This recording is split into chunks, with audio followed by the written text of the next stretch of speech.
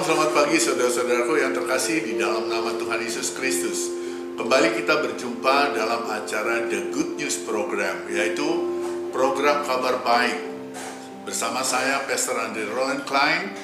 Saudaraku, suka atau tidak suka, kita sedang berada di dalam peperangan setiap hari. Peperangan memenuhi kebutuhan hidup kita, peperangan untuk meraih masa depan yang lebih baik, peperangan terhadap kebutuhan anak-anak kita, untuk kesehatannya, untuk biaya sekolah mereka, bahkan juga untuk segala kebutuhan mereka. Peperangan menghadapi penyakitmu, peperangan di dalam mempertahankan bisnismu, usahamu untuk supaya tetap eksis di saat yang tidak menentu seperti saat ini. Karena pandemi yang begitu luar biasa dampaknya. Dan itu membuat banyak orang semakin stres, semakin depresi, tidak tahu lagi apa yang harus mereka lakukan. Karena begitu banyak hal, masalah yang harus kau hadapi. Saudaraku, dengar baik. Engkau adalah anak Bapa yang sangat dikasihi. Bapamu tidak pernah merancangkan hal-hal yang jahat di dalam kehidupanmu. Kita, Bapa di bumi ini, Bapa yang jahat ini bisa memberikan yang terbaik untuk anak-anak kita, apalagi Bapa kita yang di sorga.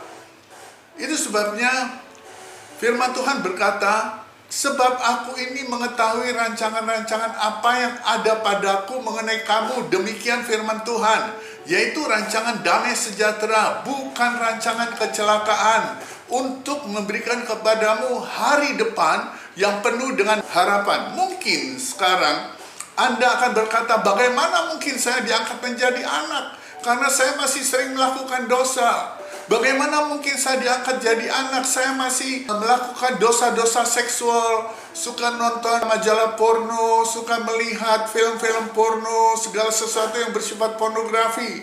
Saudaraku, ketika pertanyaan-pertanyaan itu datang di dalam hatimu, datang di dalam pikiranmu, satu hal yang harus kau lakukan, pandang saja salib Kristus.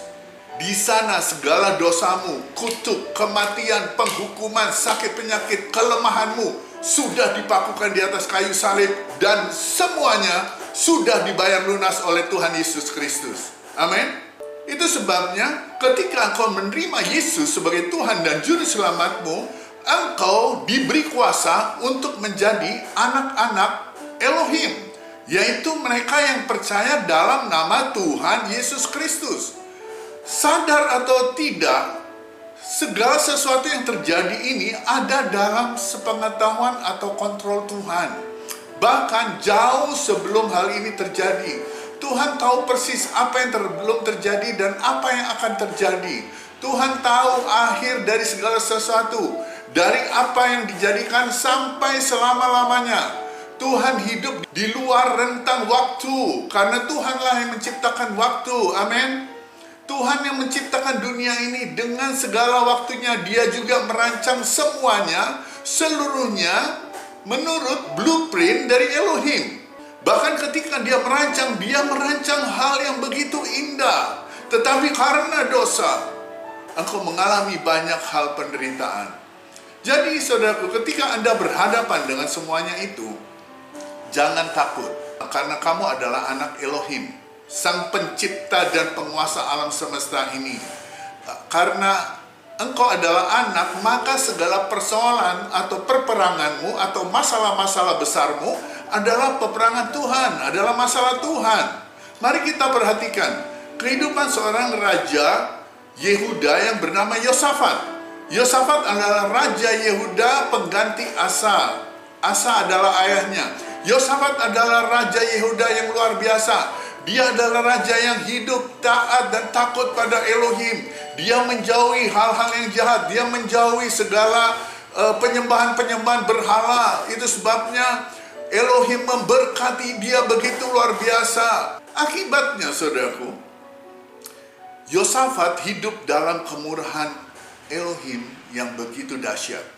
Bahkan Tuhan membuat semua kerajaan-kerajaan di sekeliling kerajaan Yehuda tidak berani berperang melawan Yosafat.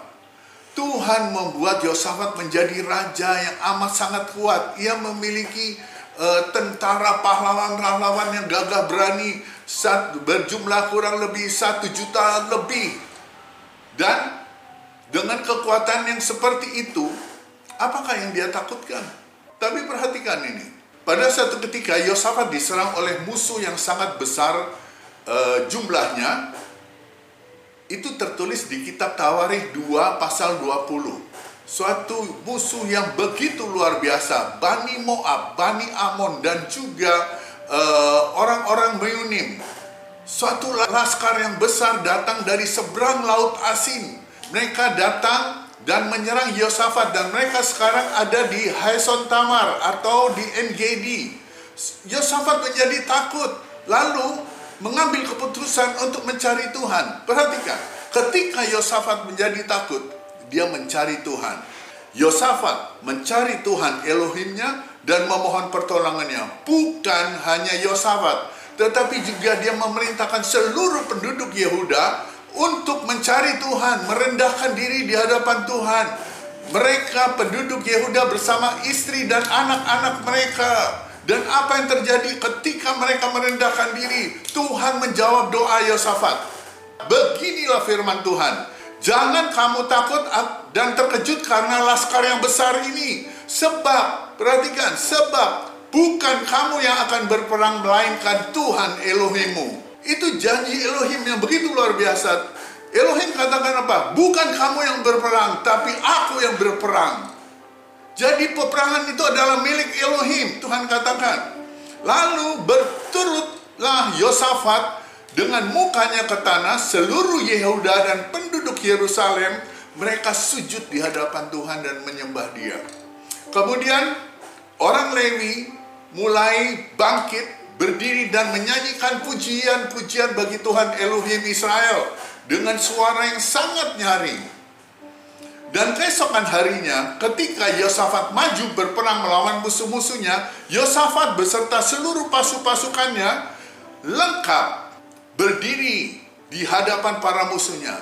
Tapi perhatikan, Yosafat memerintahkan Bani Lewi untuk kembali menaikkan puji-pujian bagi Tuhan Elohim Israel, di mana dia katakan, nyanyikanlah nyanyian syukur bagi Tuhan, bahwasanya untuk selama-lamanya kasih setianya. Saudaraku perhatikan, dalam keadaan seperti itu, dalam keadaan menghadapi peperangan seperti itu, peperangan yang begitu besar, Yosafat masih menyuruh Bani Lewi untuk memuji Tuhan. Karena apa? Karena Yosafat percaya akan janji Tuhan Elohimnya.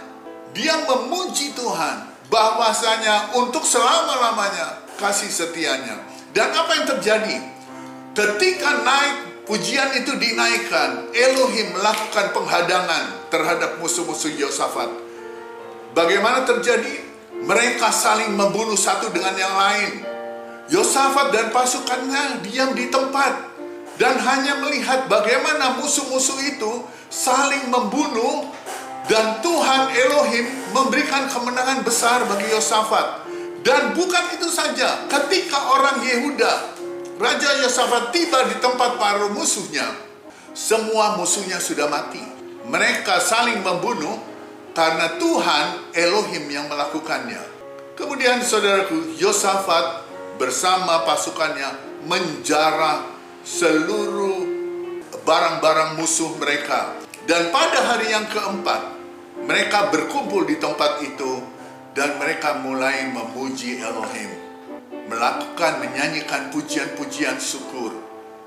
Dan itu sebabnya tempat itu sampai sekarang disebut lembah pujian. Jadi, saudaraku, ketika Anda berhadapan dengan semuanya itu, jangan takut, sebab ini janji Tuhan bagimu. Kamu adalah anak Elohim, sang pencipta dan penguasa alam semesta ini. Kamu anak kesayangannya. Karena kamu anak kesayangan Elohim, maka peperangan itu, peperangan yang sedang kau hadapi bukan peperanganmu. Jadi ketika engkau menghadapi peperangan, menghadapi masalah, kau katakan kepada Tuhan Elohimmu, Bapa, ini bukan peperanganku, ini peperanganmu. Dan terima semua itu di dalam nama Tuhan Yesus. Haleluya. Nah, saudara-saudaraku, jika Anda merasa diberkati dengan video firman Tuhan ini, jangan lupa tekan like, bagikan, share video ini kepada saudara-saudara yang lain, sehingga mereka pun boleh mendapat berkat. Dan jangan lupa tekan follow atau subscribe, agar Anda dapat menerima video-video firman Tuhan, kabar baik yang terbaru dari kami. Sampai jumpa di episode berikutnya. Tuhan Yesus memberkati. Shalom.